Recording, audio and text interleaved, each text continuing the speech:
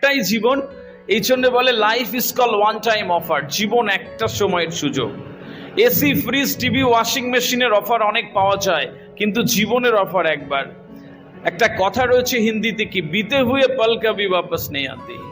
চলে যাওয়ার সময় কিন্তু ফেরে না।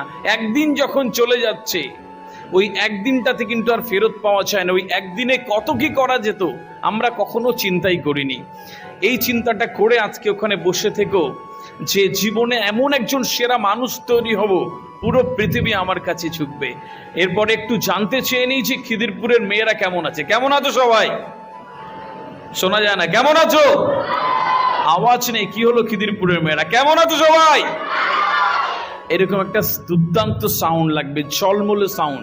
একটু সিট দ্বারা সোজা করে বসা যায় 10 সেকেন্ডের জন্য প্লিজ সবাই? ফাইন।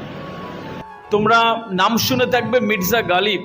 মির্জা গালিবের নাম শুনেনি এরকম মানুষ কম রয়েছে। মিড 18 সেঞ্চুরির ইতিহাস জানতে গেলে মির্জা গালিবকে ছেড়ে জানা যায় না। এত সুন্দর তার লেখা। দাস্তাম্বু কখনো তোমরা সুযোগ পেলে পড়তে থাকবে, দেখবে জীবনের একটা নতুন দ্বার খুলে যায়। তার একটা কথা আছে, সে লিখতে লিখতে, তোমাদের একটু জানিয়ে রাখি মেয়েরা, গালিবের লেখার একটা স্টাইল হচ্ছে যে গালিব নিজের সাথে নিজে কথা বলে। ও লেখে আর নিজেকে অ্যাড্রেস করে কথা বলে। একটা এরকম পাটে গিয়ে সে লিখছে যে গালিব একই ভুল বারবার করেছে, গালিব একই ভুল বারবার করেছে, মুখে পড়েছে ধুলো আর পরিষ্কার করেছে আয়না। গালিব একই ভুল বারবার করেছে, মুখে পড়েছে ধুলো আর পরিষ্কার করেছে আয়না। আমরা বেশিরভাগ মানুষ আমাদের মুখে ধুলো পড়ে, আমরা আয়না পরিষ্কার করতে চাই, পুরো পৃথিবী চেঞ্জ করতে চাই। এটা ভালো না, ওইটা ভালো না, এটা এভাবে চলে না, ওটা ওভাবে হয় না। নিজেকে আর আমরা চেঞ্জ করার সুযোগ পাই না। ছোট্ট একটা গল্প বলি এই প্রসঙ্গে, হঠাৎ করে মনে পড়ে গেল। একজন রাজার, অনেক আগের একটি ঘটনা। একজন রাজার হঠাৎ করে চোখে সে একটু কম দেখতে শুরু করছে, ঝাপসা দেখছে। তো অনেক বড় বড় ডাক্তার তার দেখানো হয়ে গেল, কোনোভাবেই চোখের যেই সুন্দর দৃষ্টি এটা উনি ফিরে পাচ্ছেন না। এখন বিষয় খুব চিন্তায় পড়ে গেছে। রাজা ঝাপসা দেখছে, ভালো দেখছে না। বড় বড় যত রাজ্যের ডাক্তার ছিল সবার দেখানো হয়ে গেছে। সবাই বলছে রাজামশাই এটা তো কঠিন, এটা ঠিক করা অনেক কঠিন, এখন কি হবে?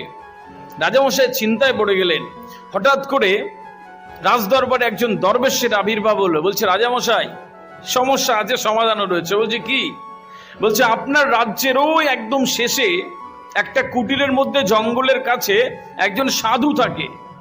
ওই সাধুকে যদি আপনি একবার আনতে পারেন তাহলে কিন্তু আপনার চোখটা ঠিক হয়ে যাবে।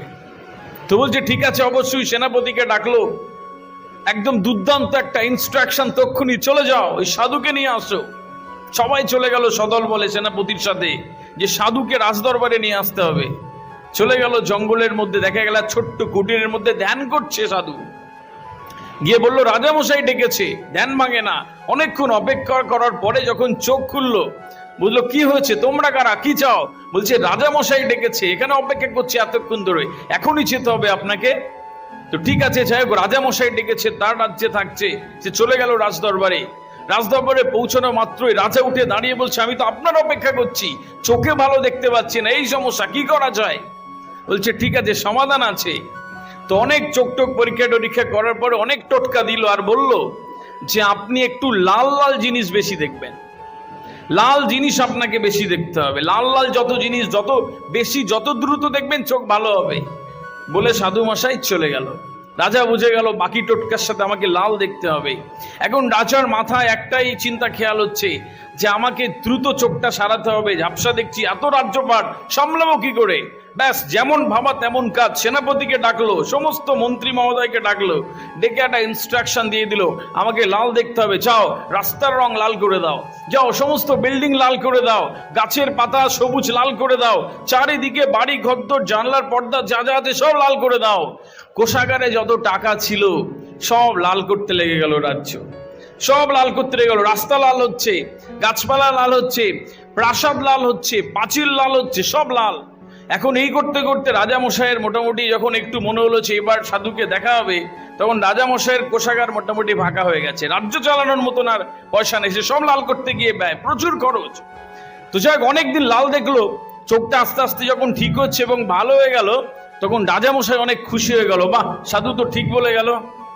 সাধুকে আবার একবার ডাকলো, ডাকো, পুরস্কৃত করা হবে। তো সাধুকে আবার চলে গেল সেনাপতিরা, গিয়ে সাধুকে ওই রাজদরবারে নিয়ে চলে এলো।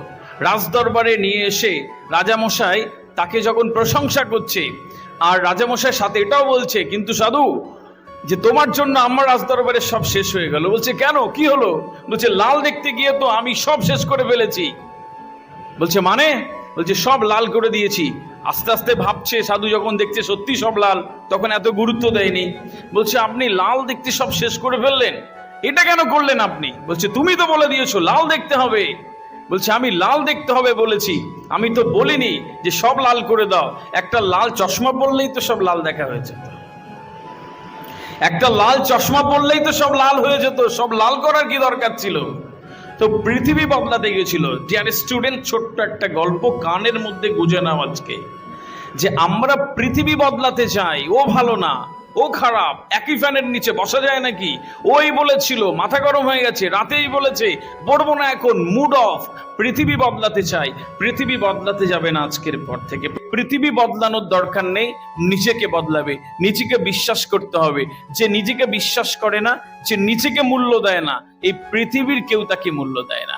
যে নিজেকে ভালোবাসে না, এই পৃথিবীর কেউ তাকে ভালোবাসে না। যে নিজেকে সম্মান দেয় না, এই পৃথিবীর কেউ তাকে সম্মান দেয় না।